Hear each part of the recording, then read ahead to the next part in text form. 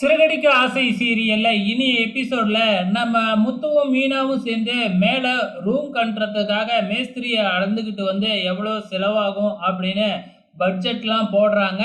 இப்போ பட்ஜெட்லாம் போட்டுட்டு கீழே வந்து அட்வான்ஸ் கொடுக்கறதுக்காக பணம் எடுத்துக்கிட்டு வராப்புல நம்ம முத்து.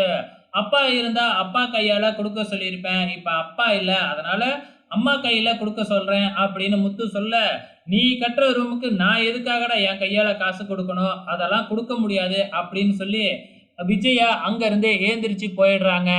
ஸோ இதனால நம்ம முத்து மீனாவுக்கும் கொஞ்சம் ஃபீலிங் இருக்கு.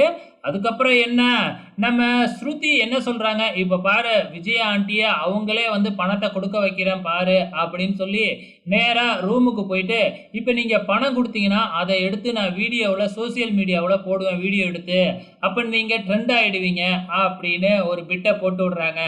உடனே அதுக்கு ஆசைப்பட்டு விஜயாவும் நானே பணம் கொடுக்குறேன் அப்படின்னு வாண்டடா பணத்தை எடுத்து கொடுத்தது மட்டும் இல்லாமல் நம்ம மீனாவை பற்றி புகழ்ந்து பேசுகிறாங்க.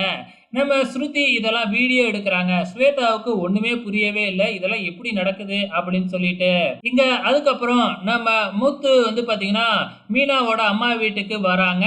அப்ப எல்லாருமே பேசிக்கிட்டு இருக்கிறாங்க. அங்கதான் வந்து பாத்தீங்கன்னா ரேகாவும் இருக்கிறாங்க. சிந்தாமணியும் அவங்க வீட்டுக்காரரும் ஒரு பிளான் போட்டாங்க இல்லையா, மாப்பிள்ளையும் ரேகாவையும் வீட்டுக்கு அழைச்சிக்கிட்டு போயிடணும் அப்படின்னு சொல்லிட்டு அந்த பிளானை எக்ஸிக்யூட் பண்றாங்க. வரும்பொழுதே சிந்தாமணி அப்படியே அழுதுகிட்டு வர்ற மாதிரி அழுதுகிட்டு வராங்க.